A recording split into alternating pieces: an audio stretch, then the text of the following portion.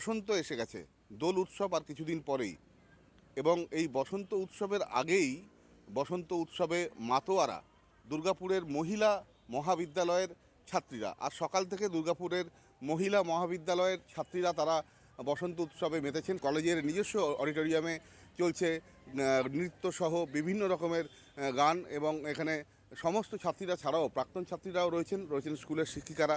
ছাত্রীদের মধ্যে অনেক প্রতিভা, তারা নাচ গান আবৃত্তি আঁকা সব কিছুতেই অনেকে খুব পারদর্শী। তাদের এই প্রতিভাগুলোকে সামনে আনার জন্যই আমাদের উৎসবগুলো আয়োজন করা, বসন্ত উৎসবও তাই। এবং একটু আগেই মাঠেই তারা শান্তিনিকেতন স্টাইলে খুব সুন্দর ওরে গৃহবাসী গানের সঙ্গে নাচ করলো। এবার অডিটোরিয়ামে আসল প্রোগ্রাম হবে, প্রচুর নাচ আছে, গান আছে বসন্তের।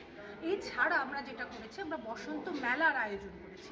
আজকে বলতে গেলে ঋতুরাজ এই বসন্ত উৎসব আর কি, তো এর শুরুতেই আমরা এর মানে বসন্ত বরণ করতে চেয়েছি আমাদের ওমেন্স কলেজে। ঋতুরাজ বসন্তকে আহ্বান জানাবার জন্য আমরা আসলে এই অনুষ্ঠানটা একটু আগেই করে দিচ্ছি। প্রাক বসন্ত।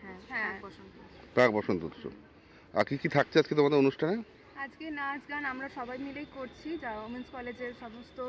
আর তাছাড়া চারিদিকে স্টল বসেছে, নানা রকম হাতের কাজ, তারপর জামা কুর্তি সুতির যা সব আছে। বসন্ত মেলা আর বসন্ত উৎসবের কিছুটা আয়োজন, একটা সমাগমে একটা খুব সুন্দর একটা মুহূর্ত। প্রথমে র্যালিও হয়েছে আমাদের কম্পাউন্ডের মধ্যে বিভিন্ন জায়গাতে নিজেরা নিজেদেরকে আবির মাখিয়ে বসন্ত উৎসব পালন করছেন।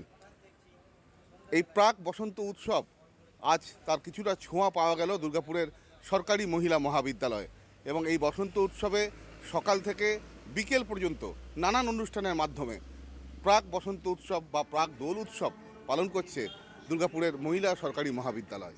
আমার শহর দুর্গাপুর থেকে সঞ্জীব সুই, কলকাতা টিভি।